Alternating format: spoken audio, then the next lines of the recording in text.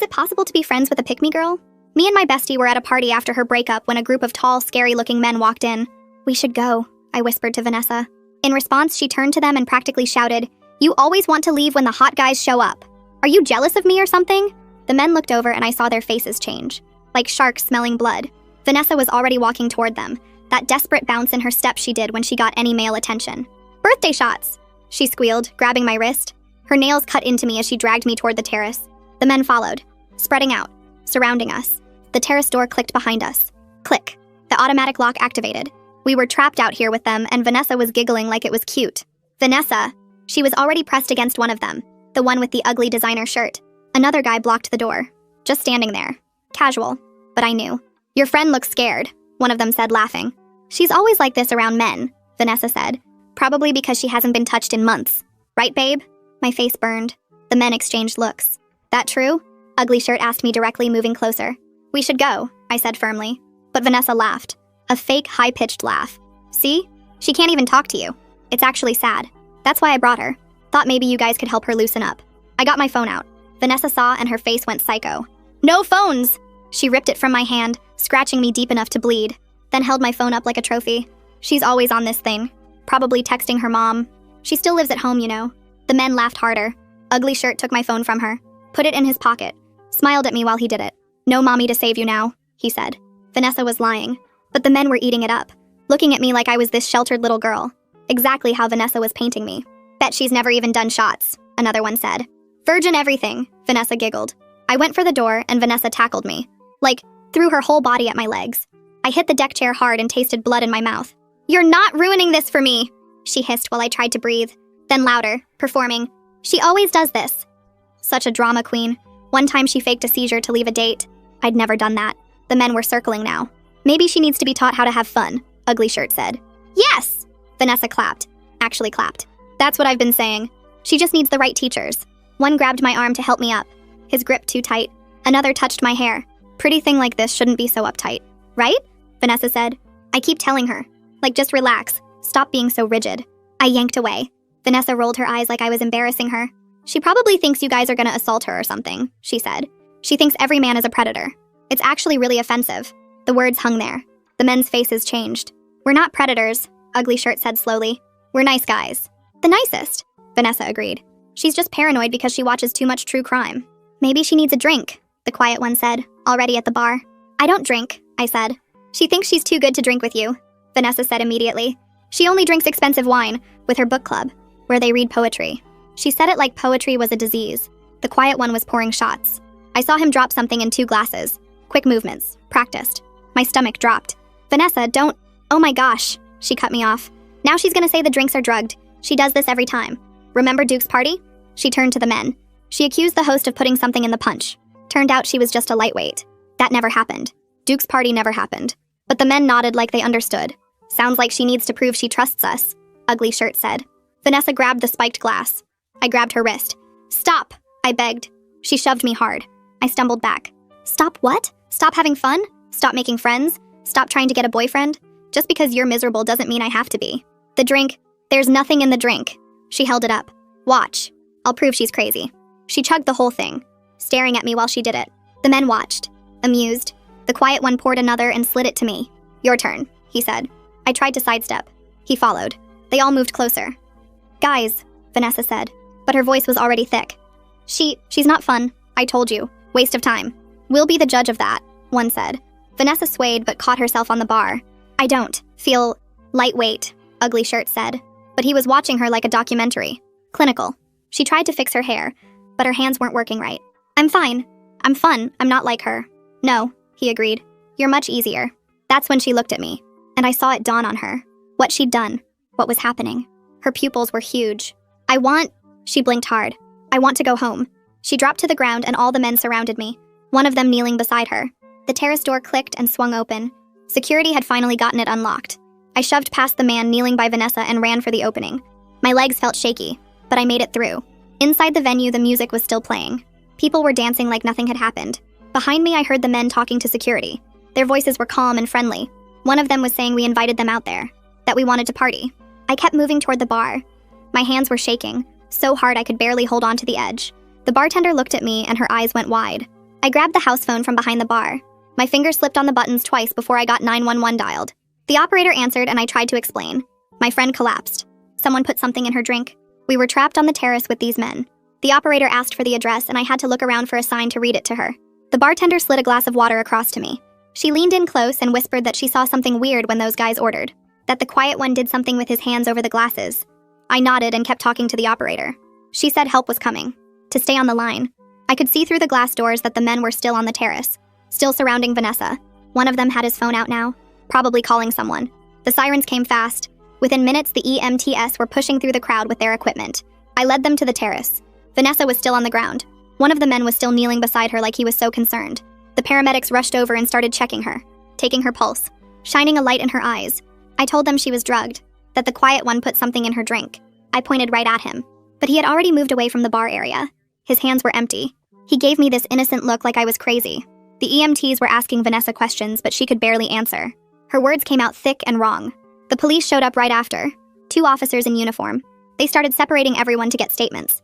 I watched the men's faces change, like they were putting on masks. Confused, innocent, helpful. The ugly shirt guy was already talking to one officer. I could hear pieces of what he was saying. That we invited them to hang out.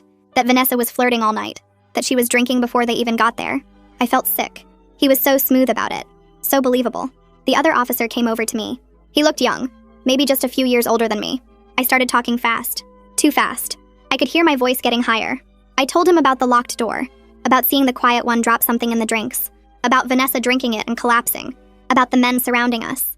The officer was writing everything down in his little notebook, but his face stayed blank. He kept glancing over at the men, like he was trying to figure out who was telling the truth. Like maybe I was just some drunk girl making things up. That look made my stomach drop. The EMTs came over and said Vanessa needed to go to the hospital. They asked if I was coming too. Part of me wanted to leave her. After everything she did. After she tackled me and gave those men my phone and told them all those lies about me.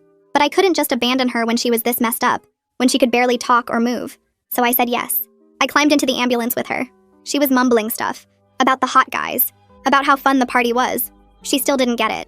Still didn't understand what almost happened to us. The ambulance ride felt long, even though it probably wasn't. At the emergency room, they took Vanessa straight back. A nurse walked her through the doors and she disappeared. I was left in the waiting area. There was dried blood on my arm from where she scratched me earlier. The cuts were deeper than I thought. My phone was gone. Still in that man's pocket with all my contacts and photos and everything. I felt completely cut off. Like I was watching this happen to someone else. Like I wasn't really sitting in this plastic chair under these bright lights. A nurse came out after a while. He introduced himself as Otto. He was gentle when he talked. He said that since I was given a drugged drink too, they should do an exam. Collect evidence, just in case. I agreed. I was grateful someone was taking this seriously. Otto walked me through what the exam would involve. How they would take samples. How the evidence would be stored and tracked. How it might be used later if there was a case. It all sounded very official and real. During the exam, Otto gave me a tablet. He said I could record a voice memo if I wanted, to get everything out while it was still fresh. So I did. I started talking into the tablet. My voice sounded weird. Too high. Too shaky. I talked about how Vanessa shouted that I was jealous. How she dragged me to the terrace. How she took my phone and scratched me. How she tackled me when I tried to leave. How she told the men I was paranoid. How she set me up. How she drank the drugged shot to prove I was crazy. I talked about the men circling us. About the locked door. About Ugly Shirt putting my phone in his pocket. About the quiet one dropping something in the drinks. I talked until I ran out of words. After the exam, I went back to the waiting area. I didn't know what else to do. Then the bartender from the venue showed up. She found me sitting there. She said her name was Natasha. She gave me her contact information on a piece of paper. Said she was willing to make a statement about what she saw. She told me she noticed the quiet one doing something weird with the drinks. That her manager told her not to get involved. That she felt bad about that now. That she should have said something right away. I thanked her. I folded the paper carefully and put it in my pocket. It felt important. Like proof that I wasn't making this up. That someone else saw what I saw. A nurse came to get me from the waiting area. She walked me back to where they were keeping Vanessa. The room was small and bright. Too bright. Vanessa was sitting up in the hospital bed. Her eyes were clearer now. More focused. I felt relief for a second. Then she opened her mouth. "Why are you still here?" she asked. Her voice was annoyed. Like I was bothering her. "You made such a huge deal out of nothing. Those guys were into me and you ruined it." The nurse who brought me in stopped moving. Just froze by the door. Staring at Vanessa. I couldn't process what I was hearing. "Vanessa, they drugged you," I said. My voice came out flat. "They drugged both of us. You collapsed." She rolled her eyes. Actually rolled her eyes at me. "I had too much to drink." "That's different. You always do this. You always make everything about you being scared or whatever." The nurse stepped forward. "Miss, Do you understand what happened tonight? Vanessa ignored her, kept looking at me with that mean expression she got sometimes. I finally meet guys who are actually hot and interested and you had to call an ambulance? Do you know how embarrassing that is? I felt something break inside me. Some last piece of hope that she would understand, that she would get it. They were going to assault us, I said. Each word felt heavy. Both of us. That's what they do. That's why they locked the door. Vanessa laughed. A bitter sound. You're so dramatic. They were just flirting. But you can't handle that because nobody ever flirts with you. The nurse looked between us. Her face showed shock and something else. Pity, maybe. For me. She opened her mouth to say something, but a patrol officer appeared in the doorway. He had a notebook in his hand. I need to take a detailed statement, he said, looking at me, not at Vanessa. I followed him to a small office down the hall. The walls were beige. Everything in hospitals is beige. He pulled out a chair for me and sat across a desk. Start from the beginning, he said. His pen was ready. Actually ready. Not like the first officer who seemed bored. So I started talking.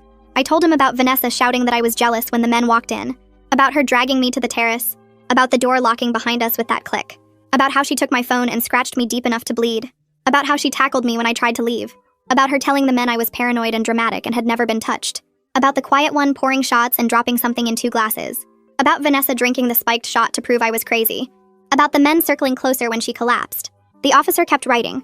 He asked questions about timing, about what each man did specifically, about where everyone was standing, about exactly what Vanessa said to them about me. He filled up pages in his notebook. When I finished, my throat hurt from talking. He looked up at me. The venue has security cameras, he said. We'll pull the footage. That made me feel something. Not quite hope, but close. They discharged me around 3 in the morning. A nurse handed me a stack of papers about the evidence collection, about how to get the results, about victim services. The card had a phone number I could call anytime. I put everything in my bag. Vanessa was being kept for observation. They wanted to monitor her longer. I didn't go back to say goodbye. I ordered a rideshare from the hospital entrance. The driver didn't ask questions, just drove. My apartment building looked different at night, darker. The hallway felt too long. I unlocked my door and stepped inside, then locked it behind me, then checked it again. The deadbolt, the chain, the handle, all locked. I checked the windows, all closed, all locked. I sat on my couch in the dark. Every sound from the hallway made me jump. Footsteps, voices, doors closing. My heart kept racing. I couldn't make it stop. I finally turned on all the lights, every single one. It didn't help much. The apartment still felt wrong. Too quiet, too empty. I kept thinking about those men, about Ugly Shirt putting my phone in his pocket, about the quiet one's practiced movements, about how close we came. I checked the locks again, still locked. But I checked anyway. The next morning I went to the phone store. The guy behind the counter was cheerful. Too cheerful. I told him my phone was stolen. He set me up with a new one. Same number. When I logged into my accounts, the notifications started flooding in. Messages, comments, tags, dozens of them, all asking what happened. I opened social media. Vanessa had posted from the hospital. A long post.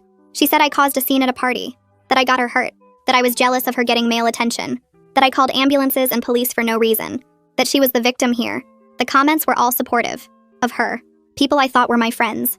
Telling her she deserved better. Asking if she was okay. Saying I sounded toxic. Nobody asked for my side. Nobody messaged me to check if I was alright. They just believed her. Every word. I sat in my car in the parking lot, scrolling through the comments, watching people I knew turn against me. Some of them I'd known for years. They didn't even hesitate. Just took her word and decided I was the problem. My hands were shaking. I wanted to comment, to explain, to tell them what really happened, but I didn't know how to fit the truth into a comment, how to make them understand. My phone rang. New number, but I answered anyway. Hello? My voice cracked. What happened? It was my older sister, Hattie. Her voice was sharp with worry. Mom called me. She said something happened at a party. Are you okay? I wasn't okay. The question broke something loose. I started crying, actually sobbing, right there in the phone store parking lot. I told her everything. About Vanessa's shouting, about the locked terrace, about the drugged drinks, about being surrounded, about Vanessa's posts now, about everyone believing her. Hattie was quiet while I talked. Then she said words that made me cry harder. I'm coming up. Right now. Pack a bag. You're not staying alone. I tried to argue. She lived 2 hours away. She had work, but she wasn't listening. I'm already getting my keys, she said. I'll be there by early afternoon. Don't go anywhere. Just wait for me. She hung up. I sat in my car, still crying, but feeling less alone. Hattie was coming. She believed me. That was something. Hattie showed up at 1 in the afternoon. She had grocery bags. Real food. Not just snacks. She hugged me hard in the doorway. The kind of hug that says I've got you. We went inside and she started unpacking, putting things in my fridge, making tea, moving around my kitchen like she owned it. Then she sat down with my new phone. Show me, she said. So I showed her. Every post Vanessa made, every comment, every message from people asking what I did. Hattie's jaw got tighter with each one. The muscle jumped. She screenshotted everything. "We're documenting this," she said. Her voice was hard. "When the police follow up, they need to see this. How she's trying to control the story. How she's lying."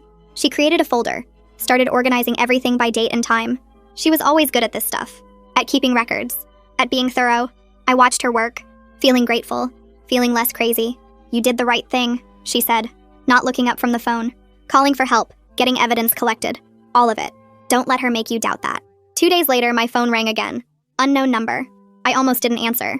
"This is Detective Carson King," the voice said. Professional, but kind somehow. "I'm the investigator assigned to your case. I'd like you to come in for a detailed interview. Are you available?" My heart started pounding. "Yes," I said. "When?" He gave me a time. The next afternoon. Asked if I needed directions to the station. I said I could find it. After we hung up, I felt something I hadn't felt since that night. Hope. Real hope. Someone was taking this seriously. Someone with actual power to do something. Hattie drove me to the station. Waited in the lobby while I went back with Detective King. The interview room was small. A table, chairs, a recording device. He explained how it worked. That everything would be recorded. That I could stop anytime. Then he nodded and I started talking.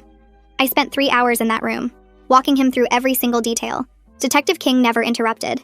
Never looked skeptical. Just took careful notes. Asked questions that showed he was actually listening. About the men's behavior. About Vanessa's exact words to them. About the timeline. About who did what when. He asked me to describe each man. Their heights, their clothes, their positions. He asked about the terrace layout. About the locked door. About the bar setup. About who could see what. Every time I thought I was done, he had another question. A clarifying detail. Something specific. It was exhausting. But also good. Like he was building something solid. Something that couldn't be torn down. Near the end, Detective King pulled out a folder. Inside were photos. Stills from security cameras. Grainy but clear enough. He spread them on the table. "Is this the bar area?" he asked. I nodded. He pointed to one image. "Is this the man you called the quiet one?" I looked closer. There he was, standing at the bar. His hand was hovering over 2 shot glasses. His body angled to block the view from most of the room. But the camera caught it. The deliberate movement. The way he positioned himself. "That's him," I said. My voice came out shaky. "That's exactly what I saw." Detective King nodded. "The footage shows clear intent," he said. "This wasn't accidental." I felt something release in my chest. Validation. Someone else saw it.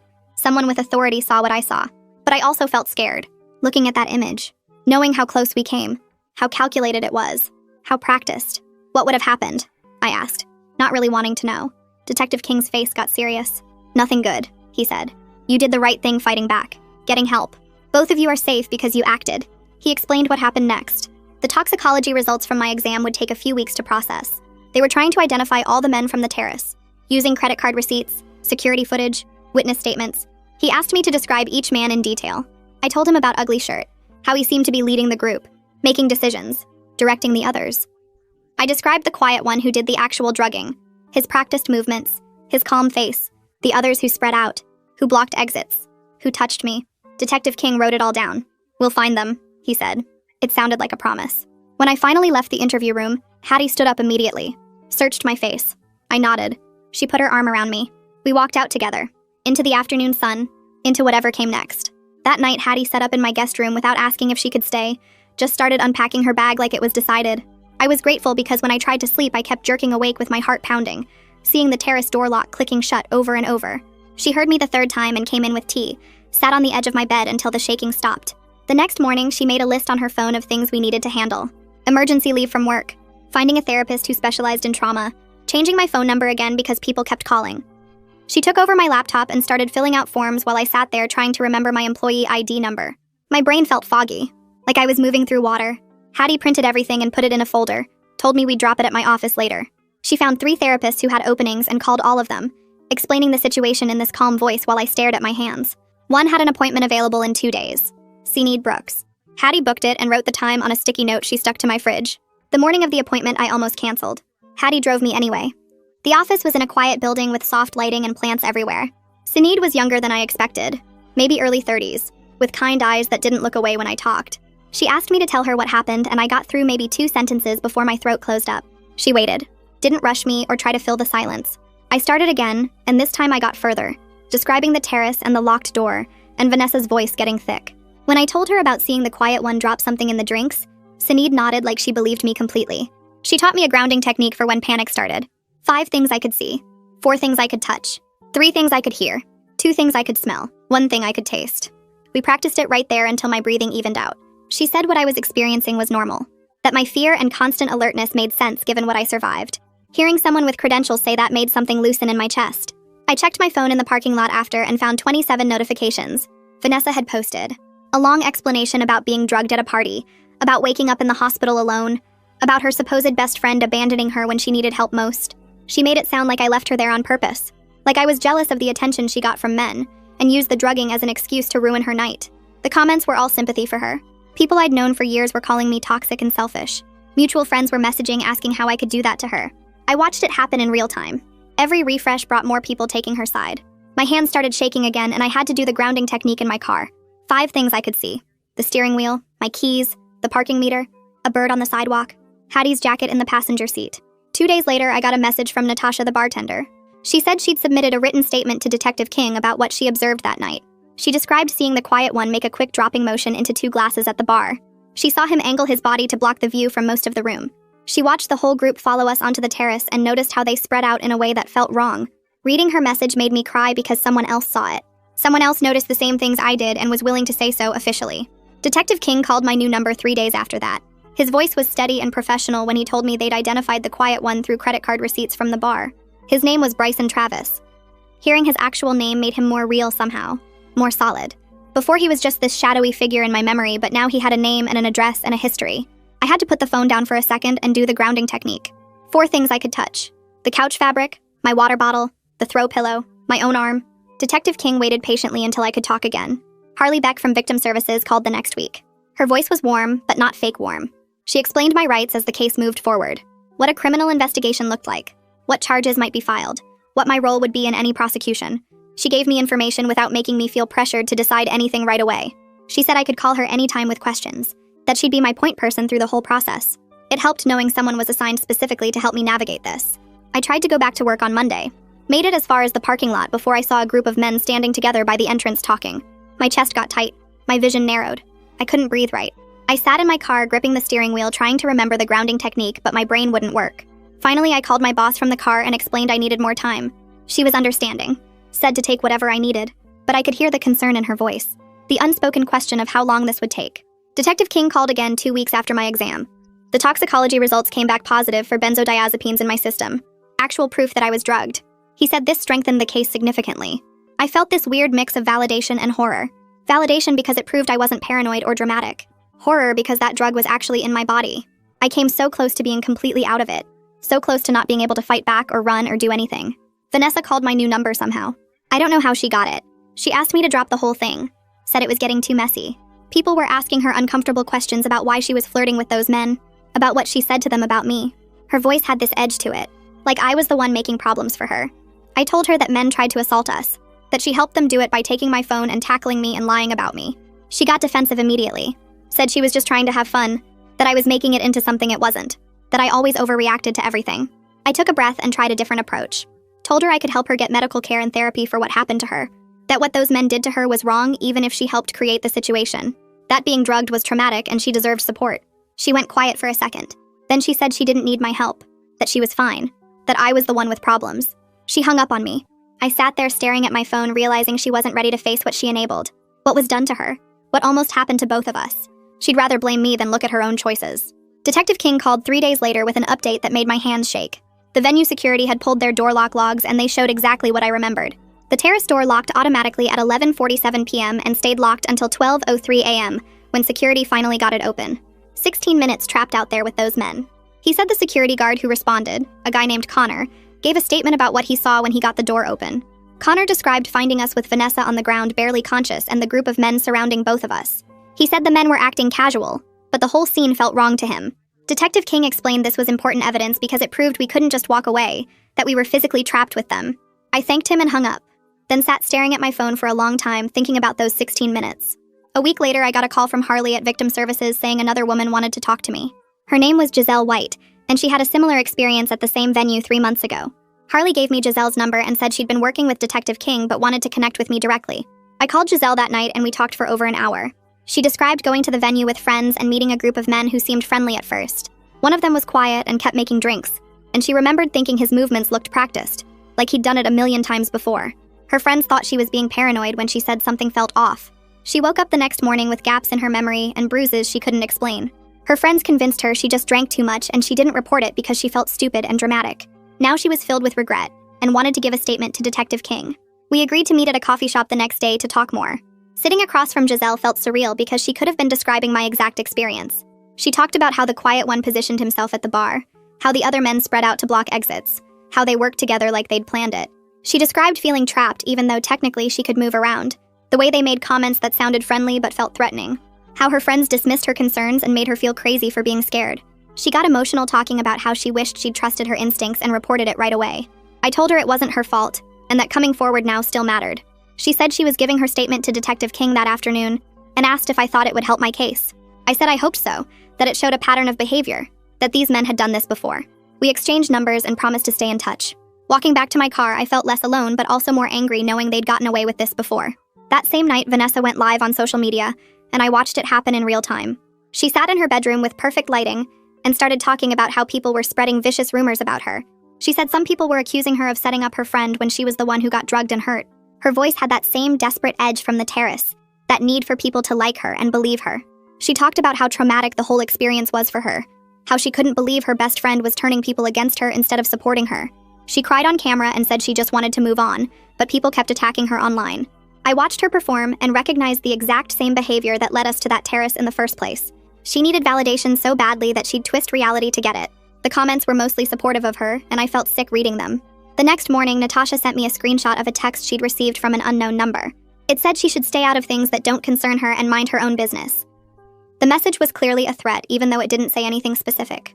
Natasha was scared and asked what she should do. I told her to report it to Detective King immediately and forward him the screenshot. She did, and then called me crying, saying she didn't want to be involved anymore, that she just wanted this to go away. I felt terrible that my decision to pursue this was putting her at risk. I apologized and told her I understood if she needed to step back. She said no. She'd already given her statement and she wasn't going to let them intimidate her, but she was definitely scared.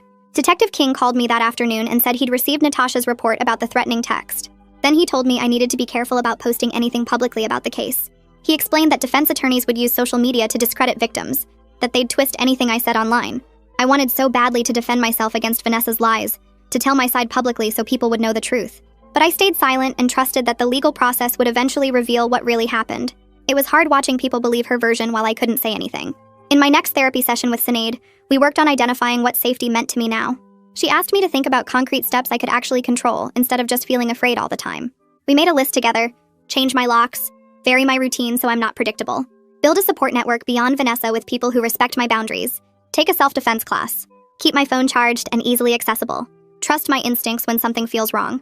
The list helped because it gave me actions to take instead of just worrying. Sinead said focusing on what I could control would help reduce the feeling of being powerless. The next week, Harley walked me through filing for a temporary protective order against Bryson Travis, the quiet one who drugged the drinks. The process was intense and required me to describe everything in detailed legal paperwork. I had to write out exactly what he did, when he did it, why I believed I was in danger. Harley sat with me and explained each form, what to expect at the hearing, how the judge would decide. My hands shook filling out the papers because writing it all down made it feel real again. But Harley kept reassuring me that I was doing the right thing, that protecting myself was important. We submitted the paperwork and got a hearing date for 2 weeks out. 3 days later, a thick envelope arrived at my apartment from a law firm.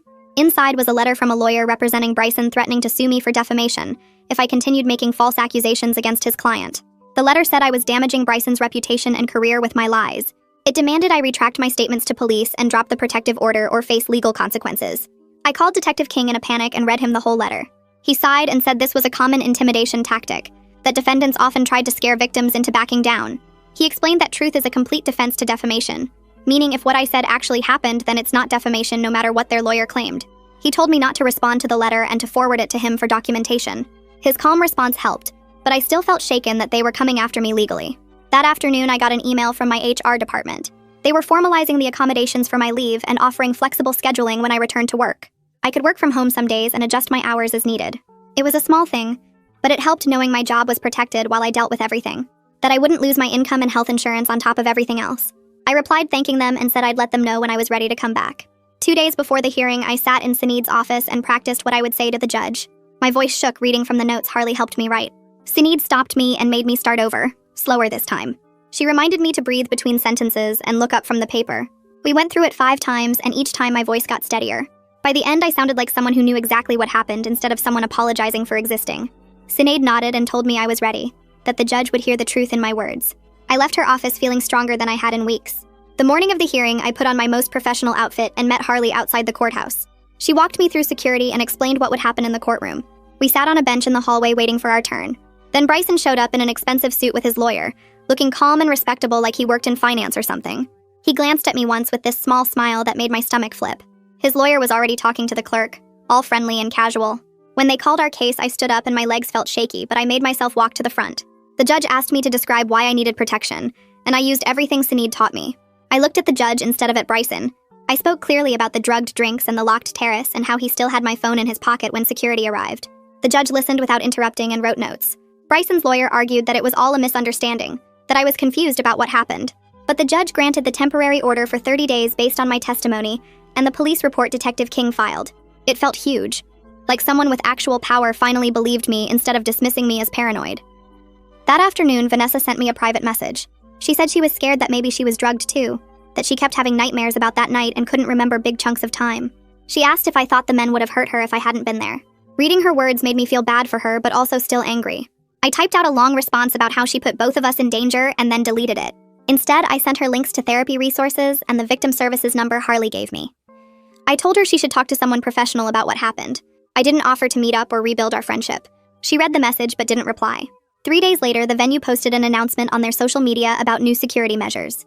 They were installing better cameras in all areas, including the terrace, and training staff to watch for signs of predatory behavior.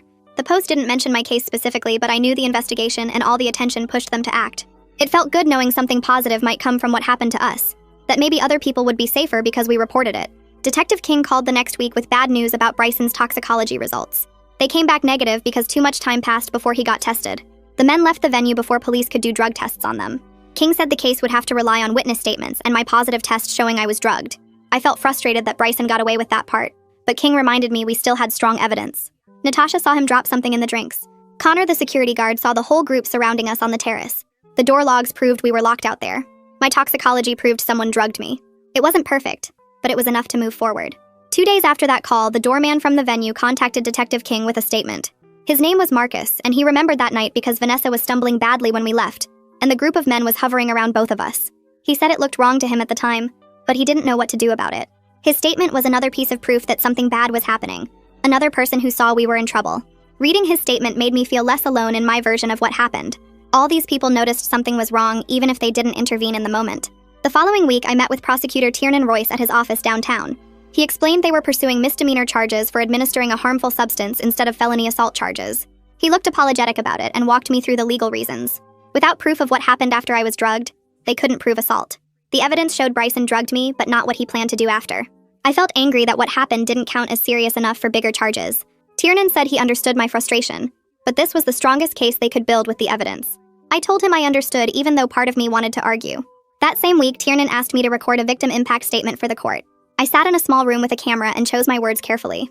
I talked about the nightmares that woke me up every night, about how I checked locks 3 times before bed and couldn't relax in public spaces anymore, about losing my best friend and my sense of safety in the world, about knowing someone deliberately tried to make me helpless so they could assault me. I kept my voice steady and didn't cry even though I wanted to. The statement took 20 minutes to record, and when I finished, I felt drained, but also relieved to have it documented. A few days later, Vanessa messaged asking if we could meet at Sinead's office for a mediated conversation. She said she wanted to explain things and thought having my therapist there would help. I asked Sinead if it was a good idea, and she said it might give me closure. I agreed to one session. Vanessa showed up looking tired and smaller than I remembered. We sat across from each other with Sinead between us. Vanessa started crying immediately and said she was sorry. Then Sinead asked her to be specific about what she was apologizing for. Vanessa took a long breath and admitted she lied about me to those men because she thought it would make her look cooler and more fun by comparison. She said she wanted them to like her more than me. Hearing her say it out loud made something click into place in my brain. I sat there listening to Vanessa apologize and felt this weird mix of validation and sadness. She kept saying she was sorry and that she didn't mean for things to go that far. But her apology felt like she was reading from a script, like she was sorry she got caught in the consequences instead of genuinely understanding how she endangered both of us. She never said the words that mattered, never acknowledged that she physically attacked me to keep me trapped with those men. Sinead asked her direct questions about her choices that night, and Vanessa got defensive, saying she was drunk and scared and didn't know what she was doing. I realized our friendship couldn't survive this. Not because I couldn't forgive her eventually, but because she still didn't really get what she did. She saw herself as a victim who made some mistakes, not as someone who actively helped predators corner her best friend. When the session ended, I told her I appreciated her coming, but I needed space. She asked if we could try again in a few months, and I said maybe, knowing I meant no. A few weeks later, I sat in the courtroom for Bryson's sentencing hearing, my hands folded tight in my lap to keep them from shaking. The judge read through the charges and the evidence, then looked directly at Bryson and said that predatory behavior wouldn't be tolerated in this community, that attempting to incapacitate someone for assault was serious even if the attempt failed. Bryson got probation, mandatory counseling, community service, and a permanent ban from the venue. It wasn't the jail time I'd hoped for, but hearing the judge call it predatory behavior made something loosen in my chest. Made me feel like someone with power actually understood what he tried to do. I left the courthouse and sat in my car for 20 minutes just breathing, feeling this weird mix of relief and anger that this was all he got. Over the next few weeks, I noticed the online rumors about me started fading as new dramas took over everyone's feeds, though when I searched my name, some of Vanessa's posts still showed up. I was learning to accept that some people would always believe her version, that I couldn't control what strangers thought about me or what happened that night. One afternoon, a thick envelope arrived with my name handwritten on the front in Vanessa's careful script. I opened it standing in my kitchen and found 3 pages where she acknowledged specific ways she betrayed me. How she physically attacked me to keep me trapped. How she painted me as paranoid to make herself look fun. The letter was more thoughtful than anything she'd said in person, with actual remorse instead of excuses, but I read it once and then put it in a drawer. I appreciated that she took the time to write it, but I wasn't ready to respond or re-engage. Wasn't sure I ever would be. That same week, I enrolled in a self-defense class at a gym near my apartment, wanting to feel more capable in my body instead of just afraid of it.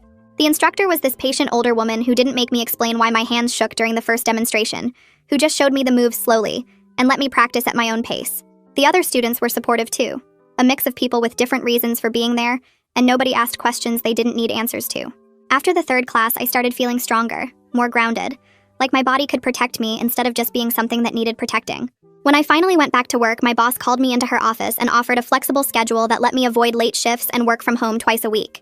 She checked in regularly without being pushy about it. Just quick messages asking how I was doing, and my coworkers who knew what happened were quietly supportive. They gave me space when I needed it, and included me in lunch plans when I was ready, treating me normal instead of like I was broken. I met Natasha for coffee on a Saturday morning to thank her for coming forward with her statement. We ended up talking for 2 hours about everything. About how she'd been feeling guilty for not doing more that night. About how her manager tried to stop her from getting involved. I told her that her statement made all the difference.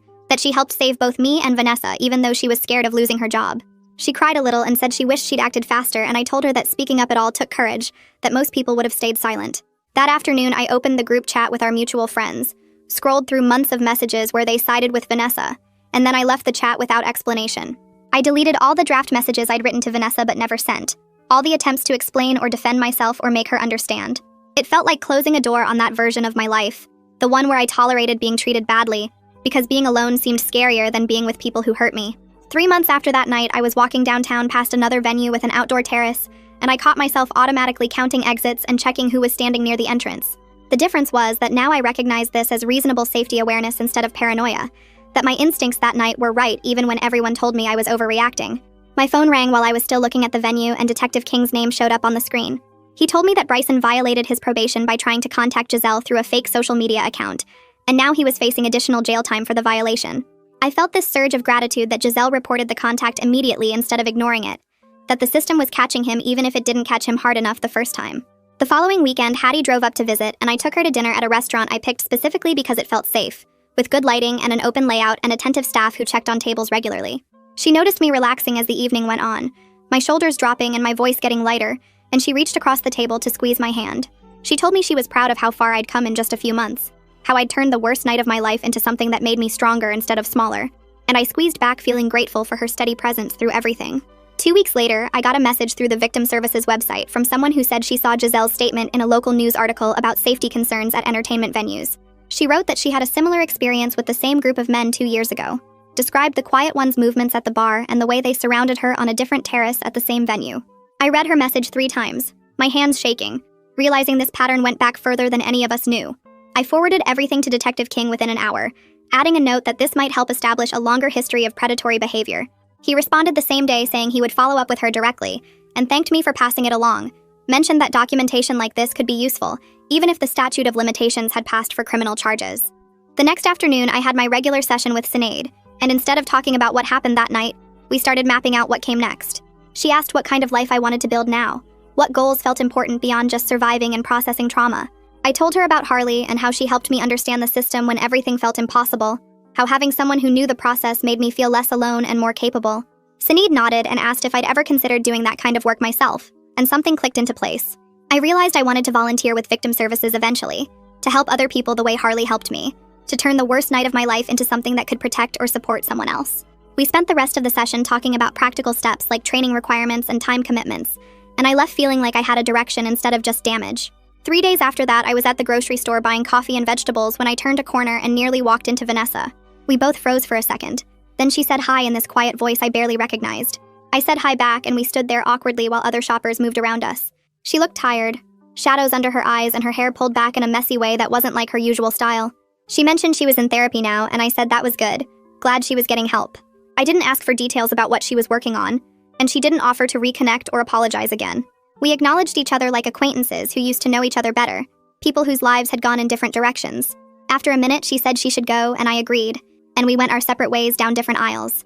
It felt strange but also okay, like closing a door that needed to be closed without slamming it.